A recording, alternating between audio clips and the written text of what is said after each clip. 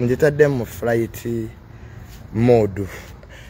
Tubaniriza mwenna abatulaba ku Monday no tayen. Nze nga bwesaze suti ya red leero. Nenkofiira yeeyo. Kakati bannange mwebale nnyo. Okutulaba. I have only 2 points. Enough points Billy olwaleero. One, to congratulate myself. When I told you these photos in Bwino are presenting the Kabaka in a bad shape. Aba Bwino babijjemu. Era olwaleero Bwino efulumiza ekifaananyi kya Kabaka. Nze nga neekubirako mu ngalo. Era tuleeta kunga nti mwankutte bubi.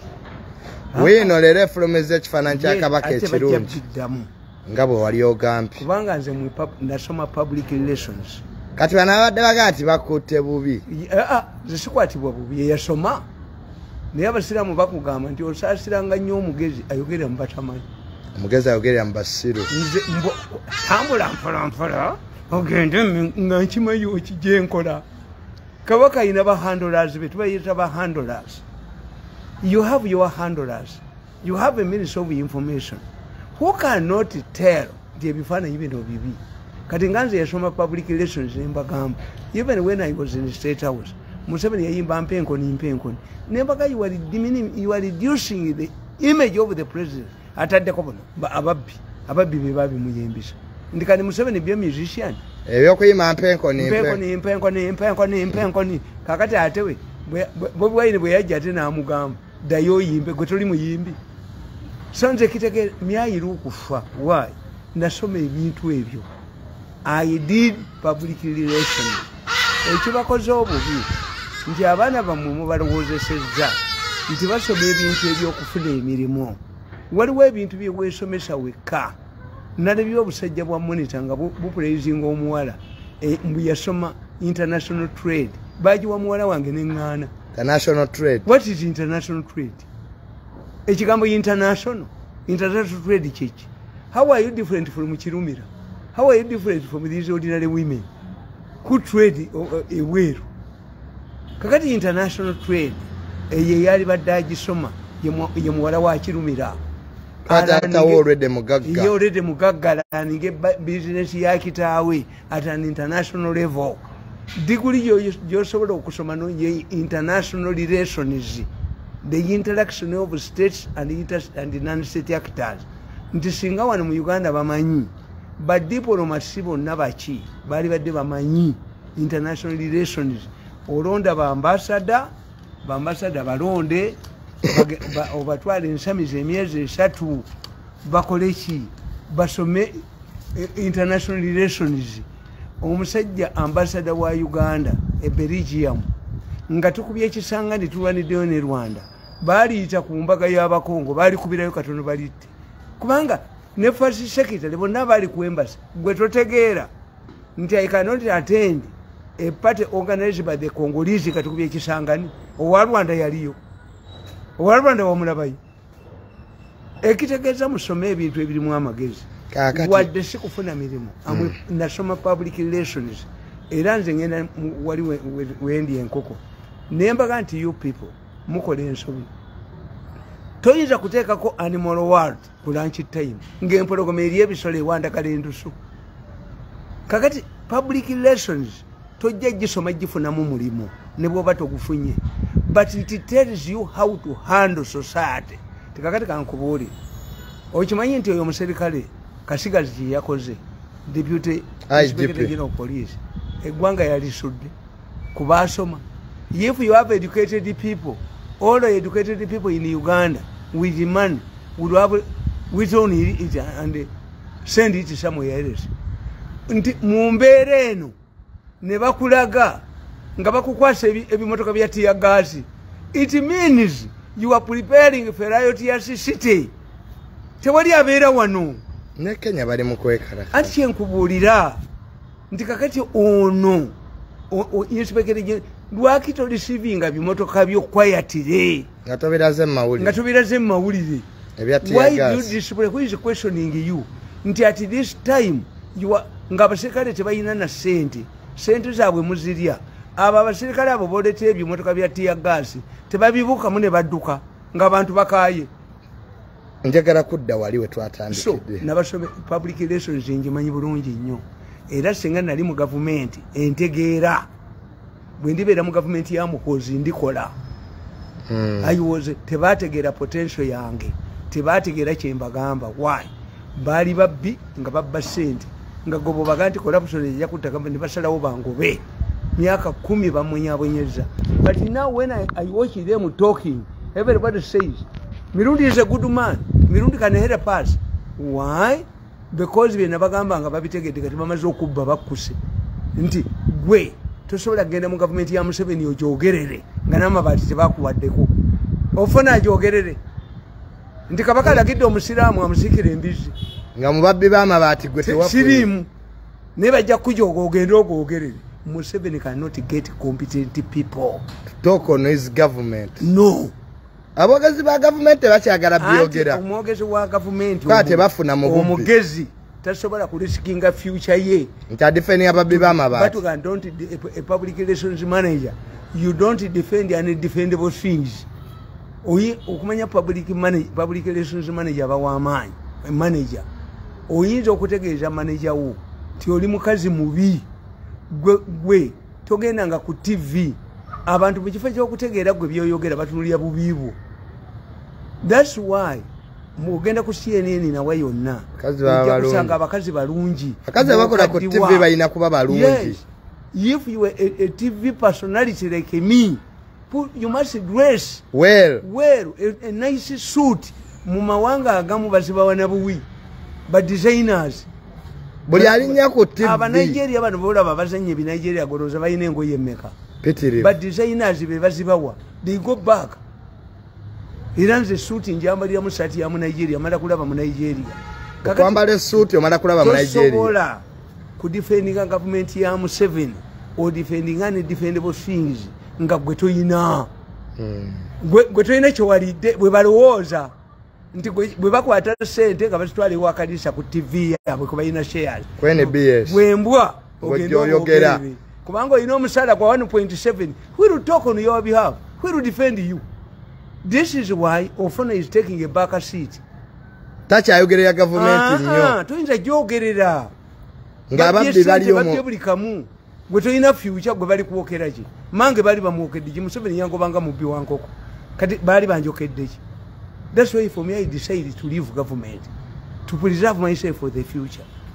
Nekino kanje babuli abatulaba kwe bali a government efaanana n'oluguudo. Oluguudo bwe luba luyitamu babigere nga waliwo omugga bateekako mbaawo oba enkoma naye oluguudo olwo kasita tutandika okuyitamu ab'emmotoka bateekako calvet. This is a government how it operates. Government ya Museveni eyagala nnyo abataka ordinary fellows who are ready to sacrifice their future n'abaana baabwe ne family zaabwe for peanut. Abo abataka ojja bafuna naye wanudde kyobola nti kabaka abataka be bamulwanirira obwakabaka okuddawo. When kabaka Mutebi came to charge yaleeta bavubuka bankuba zambogo kiwara bimale bamayega baani abataka bagenda kakati ye Museveni yakozesa nnyo abataka tebadimandinga abataka tebamanyi future kakati abo basewanyana basegirinya bataka abagezi tobalabako kati abantu bagenda kutuuka ekiseera bagambe nedda tetujja kulonda bataka basegirinya basewanyana abantu bajja kulonda abantu abali competent. And two, the moment we get a term limit, they will look for us. I can tell you. Even if Rwabogo takes power today, he will look for me. Even if Muhoozi takes power from today, he will look for me. If Sale takes power from today, he will look for me. It's only Museveni who did not appreciate my contribution and commitment. I used to see our opposition nga bachima sente entebe billions. Museveni never gave me a coin. mu state house Kalulu Museveni teyampako coin neji. But if Luabogo takes power, he will recognize me. And the Luabogo government will be different from Museveni yabataka. Mukozi yayingira buyingizi maje. Olwayingira maja bajena abataka bavaamu. Diame is nominated by highly educated people. Abataka bavaamu. Church tufa amaje gasomye nnaku zino. Amaje gasomye ebyaddala. Even if Mukozi takes power today, abataka bajja kuvaamu. Even if Luabogo takes power today, abataka ba Museveni bajja kuvaamu. Museveni yakozesa abataka. That's why nti bamubye nnyo. Kubanga guteza kudya RDC atasoma. Omuteke ku kawo owa masters degree kyava ba sente nazimalawo. Nokwata magezi opposite of his name. No muteka mu local government. Nga minister. Bajjamu yaleta stamp abana bamubba. Ne Kazimba abadde ali mu byekisiyaga nga abana be bamufera. Bwe yogera nti ebisiika tusazeewo obutakolagana na gundi kanisa Museveni akusasuli. If Museveni finds the struggle to pay for his own civil servants, can he take on the church and the Muslim community? Kakati ebyo bikutegeeza abataka nze I know one day bajja kumpita ye wange mbakolere at a high cost. Nkimanyi ti one day Museveni will wake up and know yangobera bwerere okunsuka okunkanyuka ku jirikiti ngembwa.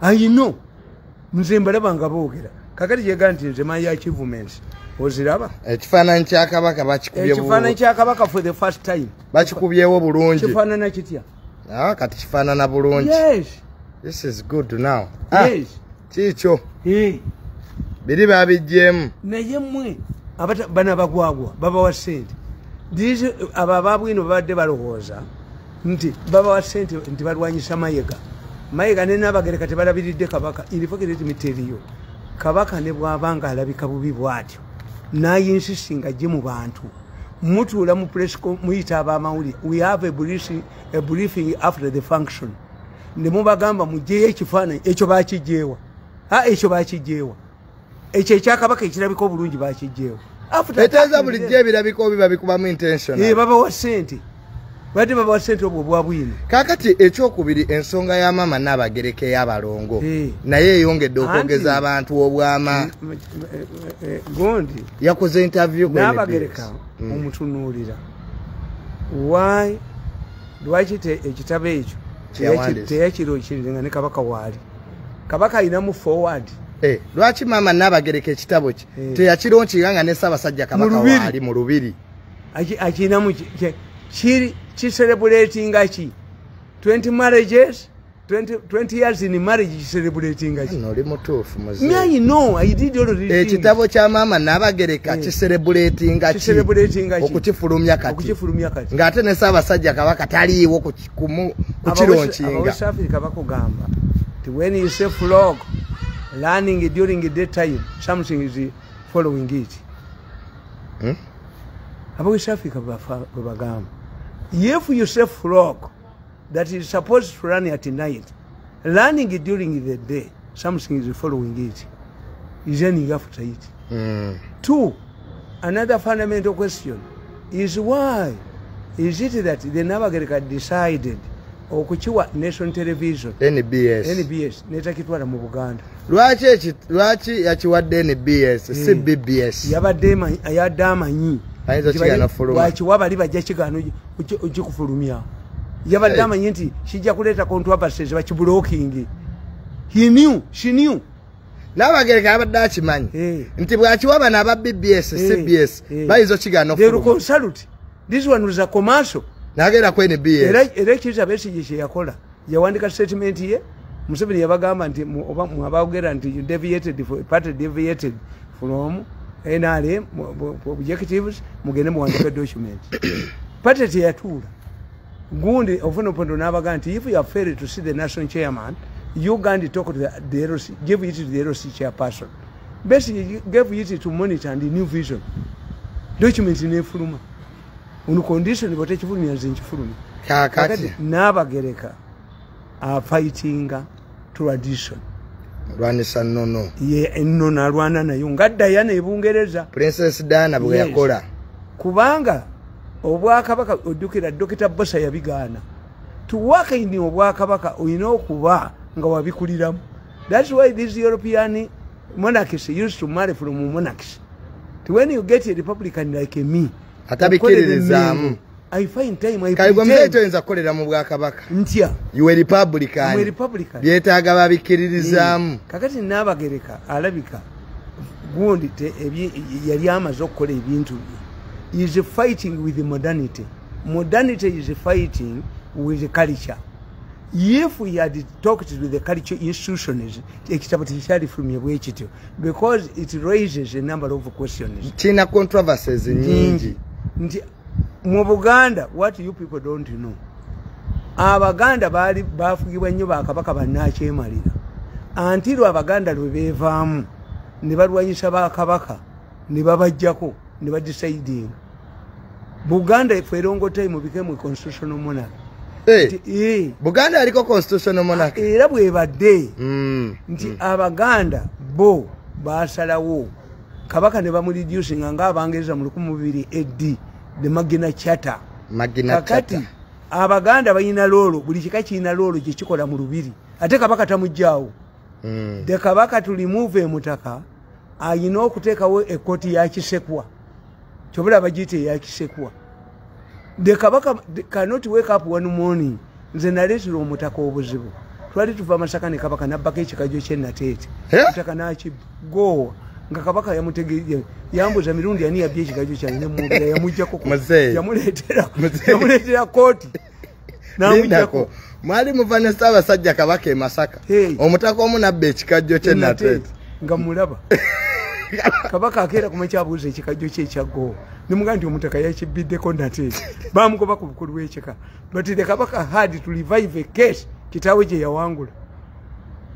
Kabaka bwe yagenda egindi ekibuli yakwata ekalamu n'awandika amakulu ge in daylight nga bagamubbako. Yes, amakulu ge bamuwa ekibuli. The people were in Kibuli. Ssaabasajja kaka yakwata pen n'agawandika.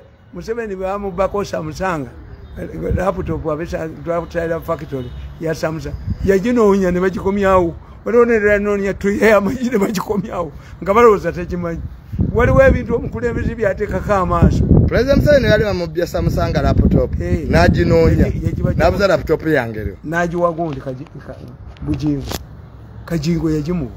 It was a donation from Samusanga. A modern one. Kakati buli kika kirina loolo. Ebbaluwa ya Kasujjulubinga. Anti Kasujjulubinga nabagamba ti mu Buganda Kasujjulubinga okubinga mu Basoga kitegeeza kuddusa mu Banyankole kuwangula okubinga. Kakati Kasujjulubinga yakuuma abalangira n'abambejja mu Buganda. Buli mulangira n'omumbejja azaalibwa balina omutwale wa Kasujjulubinga. Anti abalangira abo Kasujjulubinga yalina ekkomero eribasiba.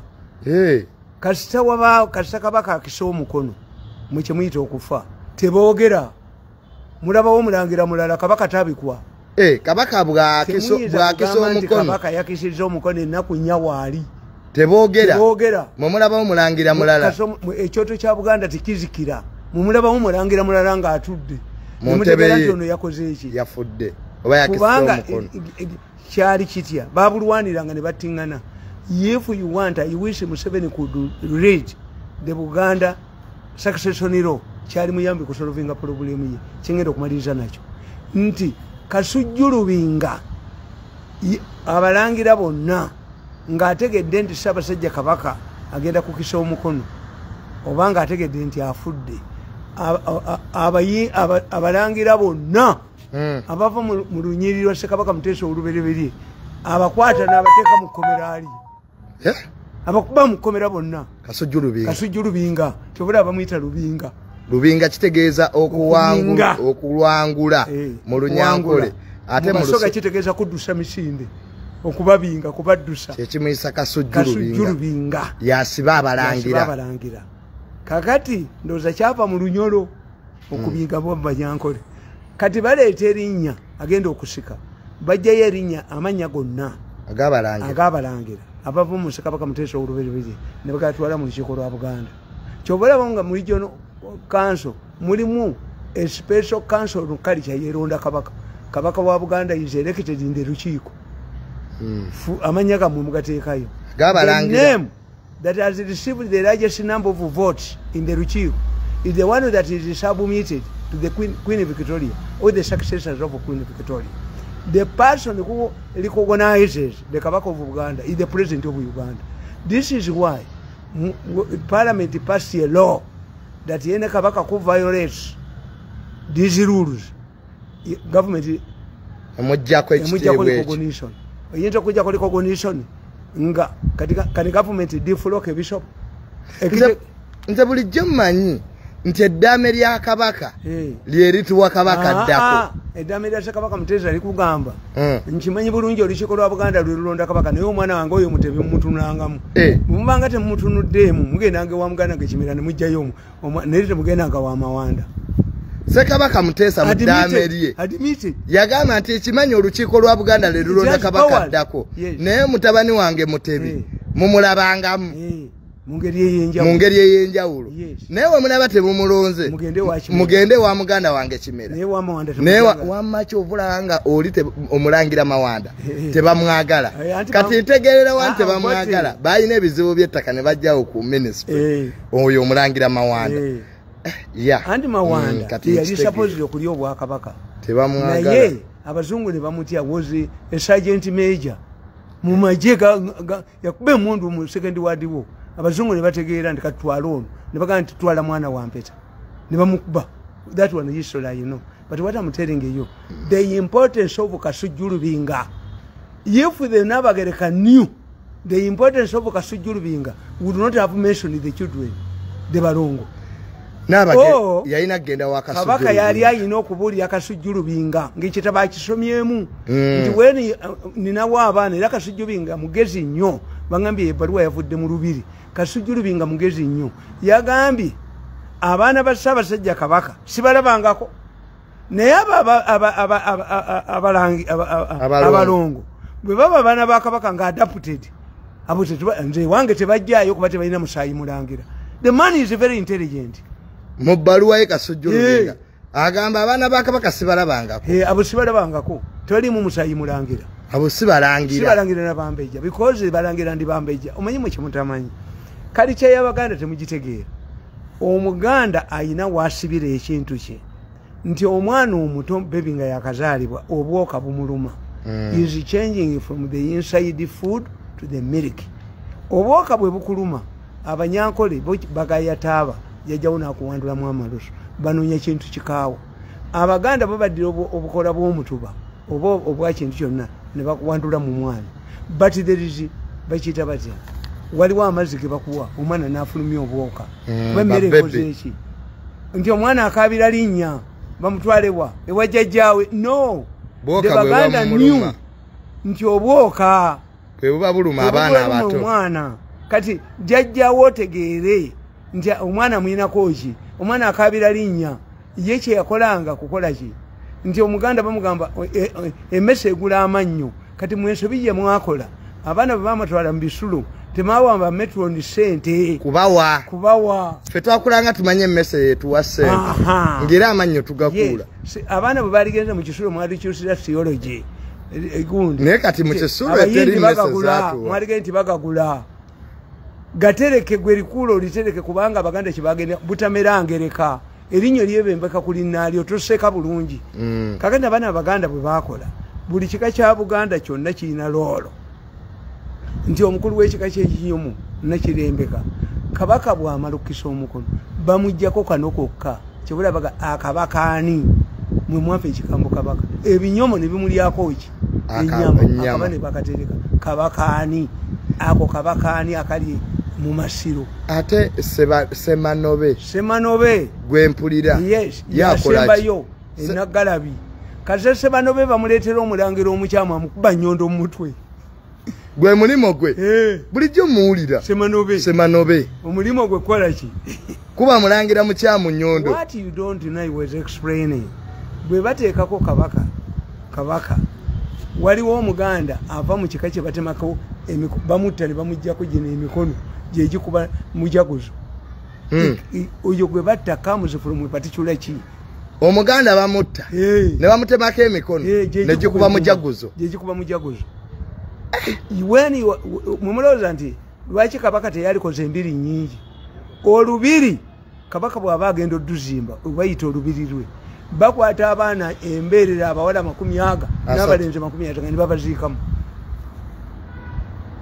era Museveni yali amanyi lwaki abaganda balemedde mu lubiri lwaki luno baalulemeramu ababawe ababawe abawa abaana pulezidenti yali ayagala luno olubiri baluve abawa abaana 4 ne balulemeramu kubanga emikolo mizibu abaana 40 embeerera 20 ez'abawala n'embeerera 20 ez'abalenzi okuzimba olubiri lwa kabaka kuzimba olupya tubala luno balulemeddemu luli wakati mu kibuga yalubaddiza ate nga mu kiseera ekyo the security in Africa was nti president asula mu barakis eri mu kibuga Museveni wanted to killing on the rubiri abatuwe tuwaga ana tulukulekere you don't know Chiganda culture kakati Chiganda culture katuyina nabikande yazalisa ye chief nurse azaliza abalangira n'abambeja kakati mu balongo bano Nabagereka bayogerako nabikande abogerako atya nabikande nanti yegase ne kasujjulu binga ne baga balongo siba akabaka kakati if this book went through normal procedures tekyandiyise Nabagereka ya they don't expect any person to criticize them. Why? They will intimidate you. So intimidating you. Bofano bogera ko nga bakutisa. I'm a knowledgeable person. Let somebody challenge me. Nabaganti omutaka nadduli kibali akuba kabaka emigo nga ajonyesha bakazi be. Amuwozesa omutaka nadduli kibali. Wale ko nadduli kibali nga kyeganye. Nadduli kibali kabaka nga atigomya bakazi be amuyita n'amuwozesa. Bugumusinga namubembo nadduli kibali bakabaka emboko emisana tu. Ogo gwe mulimo gwe. Omutaka nadduli kibali. Kabaka bwatta mugema bamuttirawo. Mugema yakuliye ekika kyenkiba. Yakuliye ekika kyenkiba. Kabaka bwamu. Era kabaka taba wankima. The first kabaka king fulumwa wa Mankekeran ye Mutebi. Kubaka kabaka yidde ekika kya nnyina. Ndako muzeyi. Mu byafaayo bya Buganda kabaka w'enkima asoose yona aliko. Yesaba sajja kabaka Mutebi. Kabaka yidde ekika kya nnyina. Simulangira. Kabaka yidde ekika kya nnyina. Why? To enable every Kiran to produce a king. Chobola abajunju tayinza kulya bwa kabaka ekisooka fe mu Baganda kiwe watalya bwa kabaka ekyokubiri mama we Munyarwanda kakati mpa abaana erirudda wawano kika kyampa abaana ono omulangira jjunju mutabani wa kabaka tayinza kuba kabaka kiwe watabangako kabaka kale okumanya Abaganda bazibu gundi omukyotala yedde ekika kya nnyina ne kabaka yedde ekika kya nnyina era that's why nti omuganda ako abimuyita abasajja ba kabaka tibiriyo musajja wa kabaka taba muganda babijjagana asante mani musajja wa asante musajja wa kabaka kitegeeza gwe ina kikamuva era bagenda baga musajja wa kabaka ne basiri musajja wa kabaka omuganda bw'abali wa kabaka yeyanyula naki n'ekikaaki tize Tamale Mirundi neddira nkima yes muzukulu wa Mirundi kakati ab'ekika ky'omusu bawerekera kabaka mutoyi ekika ky'omusu ate kabaka yekwata emabega waliwo era bakirwanira omulala n'akikola bamukuba ne bamutta ekika ky'omusu omusu kyo kiriwo kwerekera kabaka mutoyi muzeyi ketumalirize ekitabo kya maama Nabagereka so bwe tukyali. That's the mistake. That what is the mistake the Nabagereka did is that she did not expect criticism from the book. It touches on the cultural values of the Baganda. Ate ekisinga obubi mu Buganda bw'okimanyi Nabagereka taddamu kufumbirwa era Nabagereka lady erinnya lady Namaganda yali azaala Kabaka Muteesa ng'oweyita lady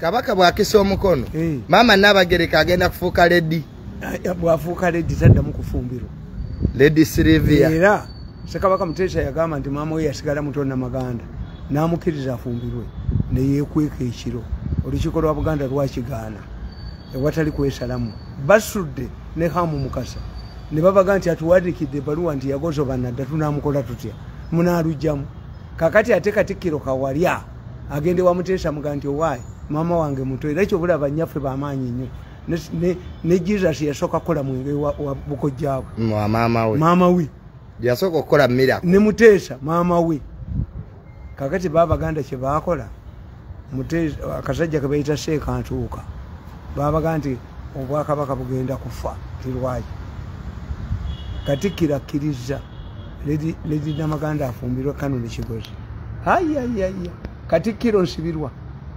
ejobuze gundi kale ffe twabiyimba tuyinayo ekyokujjukirako olwokusatu enaamirembe olwafiira ku nsibirwa waffe yali akedde okwesabirira yakeera bukeezi kumakya n'alinnya emmotoka eyakka ne bagitulamu neddereeva we nebese enaamirembe basangayo akasajja akatolo ke bayita Senkaatuuka akamusika omukono gwaddeo kamugamba Kasenkaatuuka kamugamba nti olaba ekitawulo ky'ennamirembe bwekitagala n'ateeka kakuba wano kati ekyattisa Katikkiro nsibirwa kukkiriza Lady Gundi maama wa Ssekabaka Muteesa ate Kabaka nnyina afumbirwa okumanya Abaganda bazibu Nabagereka bwafuuka Namasole nga bawa akisiza omukono taddayo kulaba ku mwana we ki bw'abanga yazadde Kabaka if Nabagereka had a son nasikira nafuuka kabaka tebaddayo kulabagana amutumira butumizi anti Kabaka yajjawo emiziro yagijjawo bw'ayambala nnyina sooka olindeko muzeeyi Ssaabasajja Kabaka abatakkirizibwa kulaba ku maama we amutumira butumizi babaka Namasole talaba ku mutabani we amutumira baba kati awo maama Nabagereka abafuuse Namasole kati bw'aba tazadde musika tafuuka Namasole kati that is a crisis kati ng'ekiriwo kati kakati the crisis is bw'aba talina mwana mulenzi if anything happens ye bino tebimukwatako ebiddirira she is modern but otherwise kakati olaba Swaziland omukazi anazaala Kabaka amuzaala bwogo bw'afuna olubuto lwa anafuuka Kabaka nga Muswati taddamu kulaba bbaawe ekitegeeza omwana ono alina okuwulira nnyina ye musajja yeka gwasoose okulaba era gwasembyeyo n'ennaku muzeeyi ebintu bya Buganda tuyinza butabimalayo kakati nze mayigonde yemu I'm going to launch a book kana akatabo kange nakawandiika dda Master of Deception nakawandiika era we bangobera kana akatabo nakawandiika mmeka For God and My Country, written on Monday 25 November 2013. This is a personal gift to myself to mark my birthday. Akatabo bakaita batya? Masters of Deception. Masters of Deception. Nakafulumiza nazema ne kafulumiza. Ke katabo ke wazemo okufulumya. Na ye Masters of Deception. Nayogera ku muhozi. 2013. 2013 twaliyogedde ku General Muhozi. Nayogera ku muhozi. Nze nalaba dda muhozi. Ne muhozi tetumanyiganye. Era kana akatabo kengenda okulonkinga. Sikeekano. Nawandiise ekitabo. Why Muhozi holds the key to the future Ugandan politics. Muhozi yalina ekisumuluzo kya future ya Uganda. Anybody who does not see this, see political analyst. The most powerful and important person in Uganda today is General Muhozi Kainerugaba. General Muhozi yalina ekisumuluzo ky'eggwanga kati. Era nze mwanange Muhozi ono namuwandiikako mukano kuba tujja kumaliriza. Mbagambi gwenga political analyst. Nze political analyst ngenda kibanyonyola. No government ate General Muhozi. Most powerful person. The most powerful person. Nabawandikira nti targeting and bashing the first family. Neba nene nakolera fasi nakolera Museveni naye kyeyansasula. Museveni yansasudde bubi. Naye enjogera gye mpulira boogeramu bayinza okumpa ku ssente. Kubanga balagidde nina minisita gwe nalabye. I was watching a minister nga bamugambye ateke ssente zange ku account. Nagamba nti alina biliyoni emu ne bagimugobya. Naye bw'alemera ssente zange mugenda kulaba minister alina obusajja mu kyenyi. There is a minister of finance who was directed. Mwogere erinnya. There is a minister of finance who was directed. I was watching the meeting. He was directed to put money on my account by Tuesday. Naleeta biliyoni emu ne bagimugobya. Kubanze azanya buzanyi. Museveni ayinza okubanga akkiriza nampa ku ssente ate nze nekye muwakanye nze muwalana naye banjavuwaza nnyo kati nkugamba the Muhoozi scare when UPDF went to Congo and defeated both Kony and ADF, those who had invested in these criminal groups turned their anger and frustrations on the then Lieutenant Colonel Muhoozi Kanyinirugaba. By this time, was a Lieutenant Colonel. We had all nonsensical arguments such as the military option was not necessary and the negotiation with this kakati Muhoozi namuwandika kwa wani.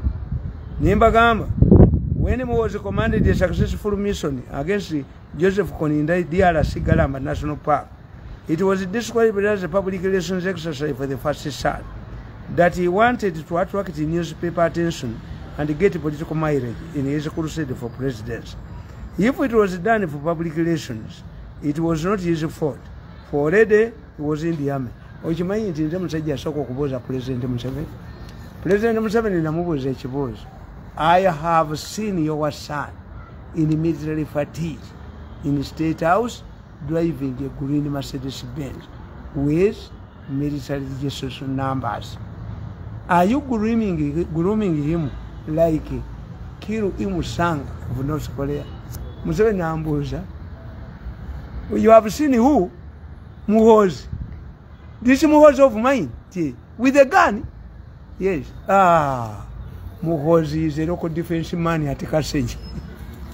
That's what Museveni said. Wabuuza president. Hey. Walaba General Muhoozi Mercedes Benz ya green. Mukinonyi.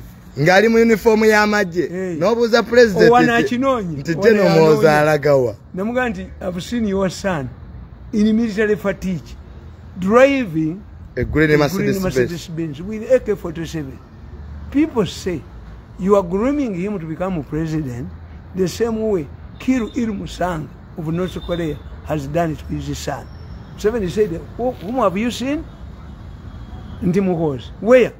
Here in the State House. With a gun? Muhoozi is a local defense man in Kasenyi. Some of you have been observing Muhoozi. Nembaga ye bali bagiremeseza. Asiki kuteesa. Nemba kuba nemba jawo.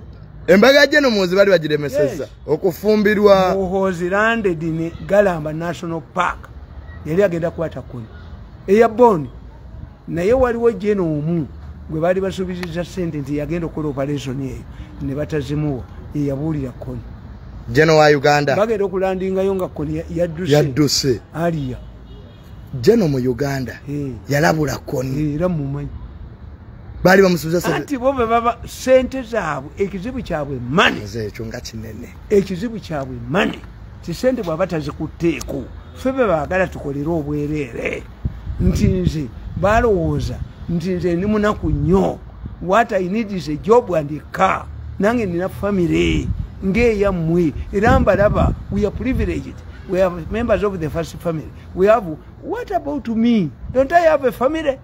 Nze yabakolera emyaka 10 with dedication and commitment. Nenzire waffe nga nkaaba nga nkulima. Kakati tuddeyo okwali embaga ya General Muhoozi bali bagiremeseza. They censored kuteesa nga bagamba, how can a president son marry the daughter of a censored minister? Honorable Sam kuteesa. Museveni kyadde kimukwatiddeyo. We yabadde ayogerako ku homosexuality. Museveni yagambye nti ffe mu Africa tetuwasa mu barelatives baffe. Naye nayanguwa mangu. The man is side. Kakati nga bagiremesa. Bu General Muhoozi talina kufumbirwa mu family ya Honorable Kuteesa. Waliwo ba contenders banga ne muwala wa Mbabazi yali ayagala. Many people are looking at Muhoozi. Ne muwala wa Honorable Mbabazi nina yali ayagala kufumbirwa General Muhoozi. Ekisegeeza muzayo olutalo lwali lw'amaanyi awo. The way he helped Kuteesa to defeat the naye temunsasudde. Lindako. My concern temunsasudde basajja mmwe. Mbakoledde nnyo. Ate bantyambwa ate bwe naagera nalabye omusajja ng'ayogera agamba. After getting this money, he must go home. Why do I go home? Lwaki gwe yagala ngende? Olutalo lwali lw'amaanyi awo ng'abantu bagala kufumbirwa General Muhoozi. Nga buli munene aleese muwala we. Era olutalo olwo walulimu. N'oyamba Honorable Kuteesa. Namugamba embaga ejja kubeerayo. Era waliwo omusajja nga muyita Byanyima. benyima yali mu parliament nga tumanyiganye mu transport yalina loole naye bamuwa sente ogera mu Grand Bank okuba kuteesa oyo omusajja gumugamba omumanyi ono omusajja ali mu secretariat bamuyitani waliwo aliko enaali mu secretariat yaliko member wa parliament yali waffe nga be bamu be bayiseemu okuba kuteesa nengenda ne mugamba omusajja oyo yanirabidde erinnya aliko enaali mu secretariat alabika musaamya bw'ati I went to him nemugawo yingire mu mbaga ya Muhoozi naye mwana wange benkoledde bonna be balya kuba lwabooga ntya nnyo yoyokola mbeere ku saidi yekyo ekisobola kukola that's my submission. I've written a book why Muhoozi Harold is the key to Uganda's future politics. Muhoozi is the most important person in Uganda today if you're a political scientist. Nalabye obuvuka bwa monitor nga busiru. Why is Muhoozi defeating the same statements? You are an idiot. Why? This is a family battle. In negotiations, you must stake your stakes high. Nti bannange nze ndi junior naye baganda bange bakulu bwe mbasigenda kusika mumpe ennyumba y'egindi olina naawe okubeera mu negotiation kana akasajja kamonete kikatamanya akabumba tuutu nti if this is a family matter olutalo luli mu family whenever Muhoozi knows that bagenda kubeera mu family meeting he raises the stakes high bulijja Muhoozi bategeera nti first family eri mu meeting nga naye agenda ku Twitter ng'ateekayo obubaka sijja kuvaamu obumuwaana sijja kuvaamu ngenda kwesimba bulijjo kana akawumba tuutu kamonete kikatamanyi. Why is he doing this? You are stupid. If today Ukraine and Russia agree on a ceasefire 2 days before the ceasefire agreement emuntu evuga oluvuga lw'amaanyi. Why? A ceasefire means stand where you are. Buli omu asigala waali teri atambuza majje. Ate mu military science you cannot get what does not reflect the land you occupy. Kyovolaba nti president wa Bufalansa yali agala veto na bishi. President wa America namubuuza how many generals do you have on the ground?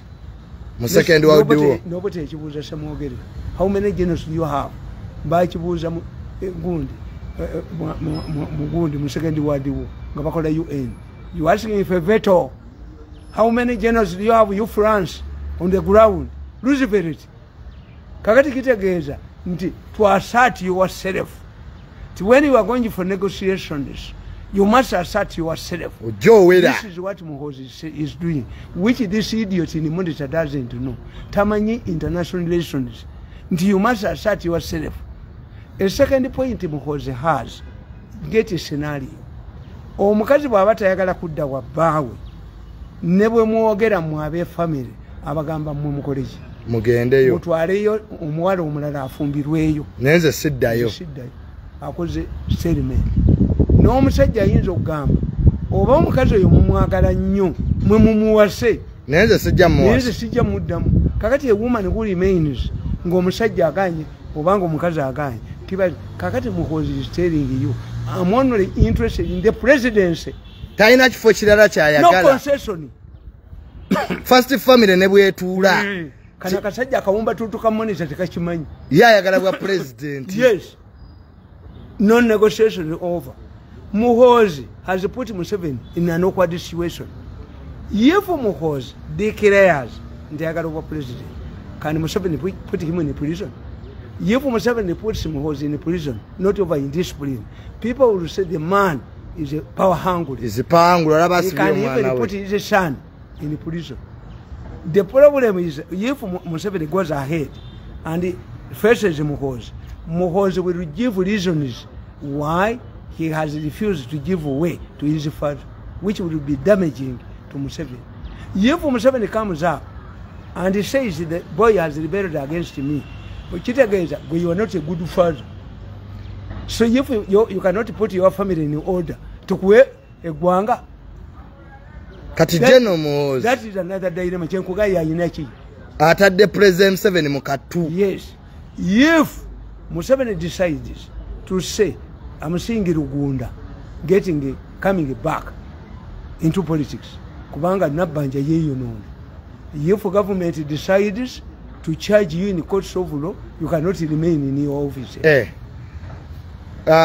Honorable Rugunda is the Prime Minister. To give government credibility. Nabagereka no.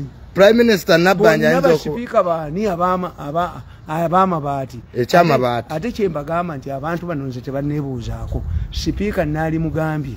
Tigute yogera kati nti yita owama uli omubuuze wakwata ku mabati. Tya! Nze nabiwulira munnange gali gaje wange ninga goba. Ani ayina fact. Ate nempapula nozijinga. No Ruvayimana speaker bwe yakkiriza. You don't know how to steal. In a case you can't. Yes. Tokkirizanga musango nti wakola. Tulaba Namuganza yagana apology. An apology means that you have admitted the case. Namuganza ekyabono na kyali kimu. Teri mulamuzi wa koti eyakusingisiza omusango mu lower court gwoyinza kusanga mu court of appeal. Kubanga the area judge eradi atayinza okweye nyine okwegamba kati akakiiko ka parliament akasembayo ate bakuba akalulunga bagoba Namuganza embwa bebamuteeka mu kakiiko ate ne bajja ne balonda n'emukumugoba nolaba obusiru obunuka kubanga tebatulina. You can't be a judge at the same time the accuser. A lower court convicts you. You find the same judges in the high court and walk away. Balamuzi balala. Namuganza did. Kakati Nkubuli Rugunda is coming back. But what I'm telling the president is simple. Look what Muhozi nange ne Bujingo tukubidwa kyekimu. Nti bado bakozesa malisi. Museveni has failed to understand that these are two parties. If there are two parties, Rwabogo and Muhozi, Museveni moves with Rwabogo. Rwabogo addressed a group in South Africa. Rwabogo is enjoying limelight wherever the president goes. Can Muhozi remain in the political limbo? Does Museveni believe the Muhozi will accept to remain in the political limbo? So if Museveni wants to stop the fighting, what does he do? He must appoint Muhozi in one of the most powerful ministries, defense or local government for good. Nayabe Muchintu mulayiti Jeno Mostayinza kubeera awo nga ye mukoddomi we Rwabogo ali ali South Africa bagenze naye nakoma n'andika mawulire ali mu deals. Politics is a perception. Everybody is going to him. How many people go to Muhozi? Atenze between Rwabogo and Muhozi mpagera Muhozi. Between Museveni and Muhozi mpagera Muhozi. Because tudde mu Luganda muzeeyi. Yes. Nze bwe kituuka ku Rwabogo ne Muhozi mpagira Muhozi. Bwe kituuka ku Museveni ne Muhozi mpagira Muhozi. Why? Abantu bwe baba bagenda okulonda baba babikeebi bisatu.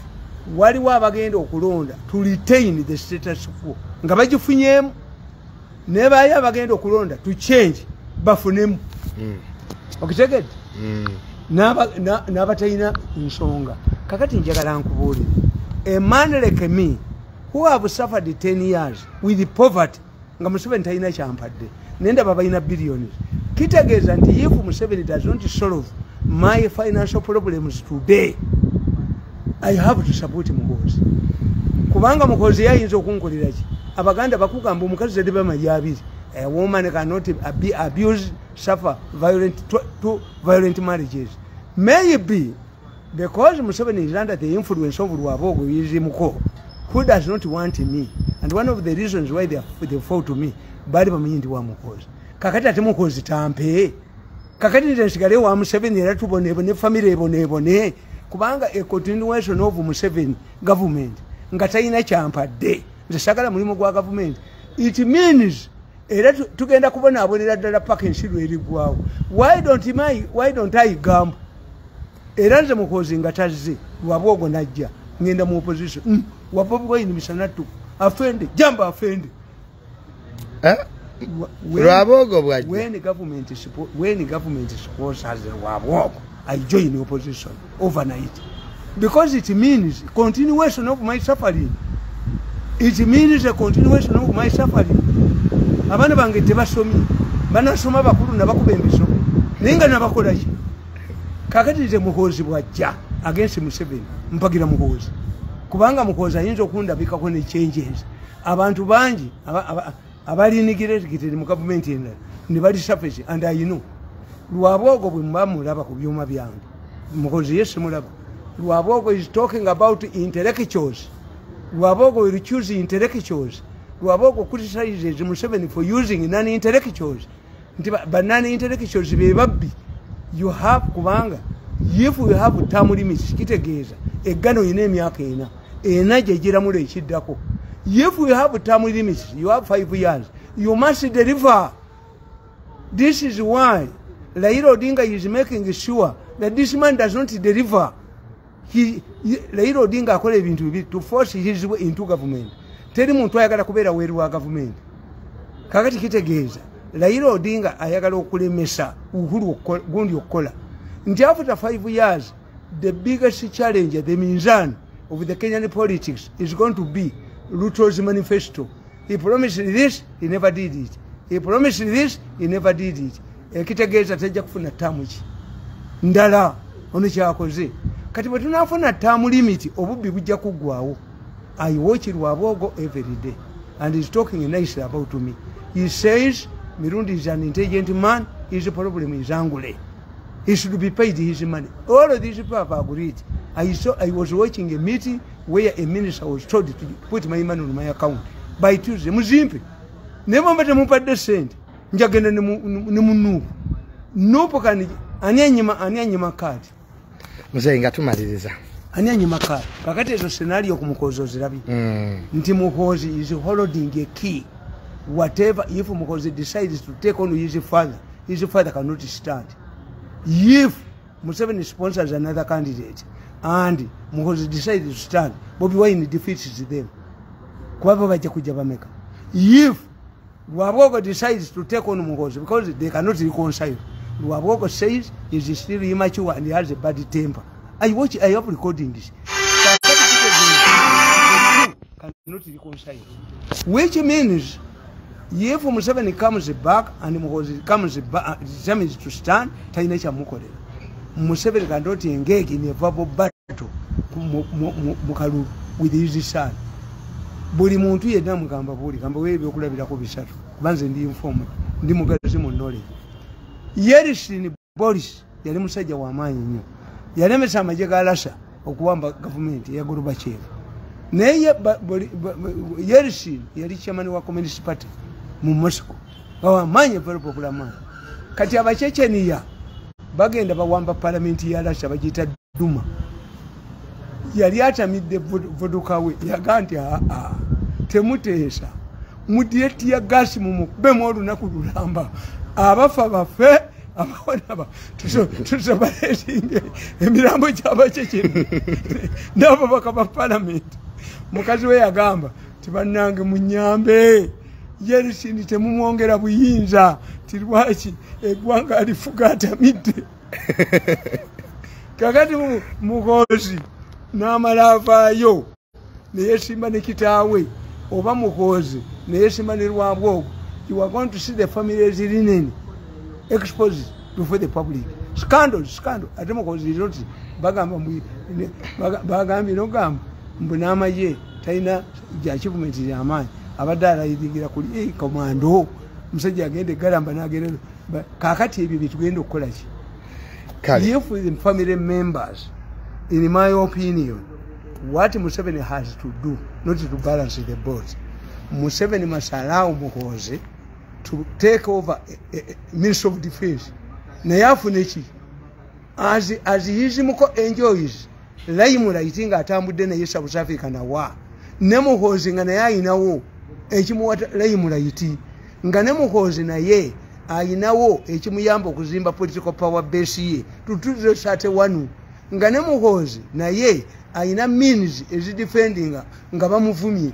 But what Museveni is doing now, adidde mukodomi we Lwabogo ndoza ayagala nnyo muwala we yatambula naye naye Muhoozi ali luddawa mu political limbo. This is what angers Muhoozi, and I want to assure you, you read my book. My book, I always tickle your mind, and this is one way of getting money. But what was an tukiriza twabakolera naye tebatusasula.